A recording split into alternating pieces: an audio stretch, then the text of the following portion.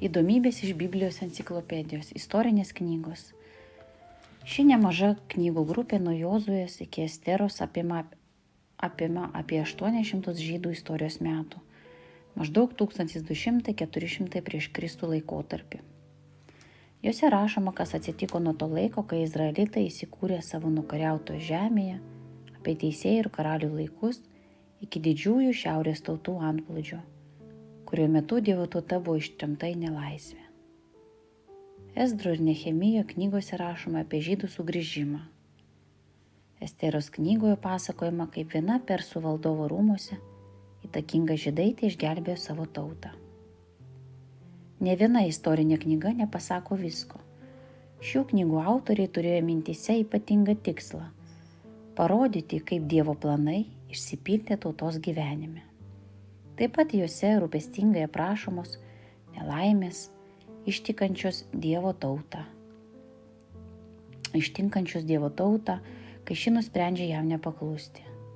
Ir karaliai būna geri arba blogi, pagal tai, ar jie paklūsta Dievui, ar nutarė vaikščioti savais keliais. Jozuės knyga. Pasakojimas apie izraelitų įsiveržimą į žemę, vadovaujant Mozės įpėdiniui Jozuei.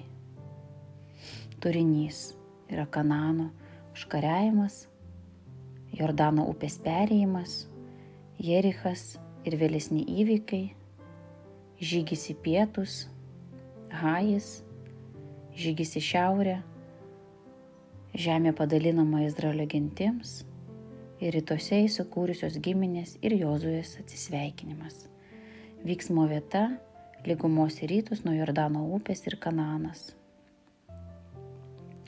Laikotarpis maždaug 1230–1200 prieš Kristų.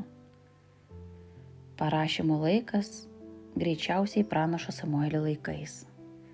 Pagrindiniai veikėjai yra Jozuė, taip pat Rahaba ir Kalebas. Svarbiausi įvykiai – 2 žvalgai, Jordano perėjimas, mūšis dėl Jericho. Įžymiosios knygos vietos.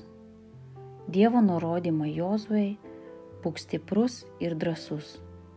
Jozuės pasiryžimas tarnauti Dievui, ašgi ir mano namai tarnausime viešpačiui. Pagrindinė tema – įsiveržimas į Kanaaną, vedant Dievui ir vadovaujant Jozuei. Dievas ištesė savo pažadą. Jozuės vadovaujama tauta ima dar labiau pasikliauti Dievu.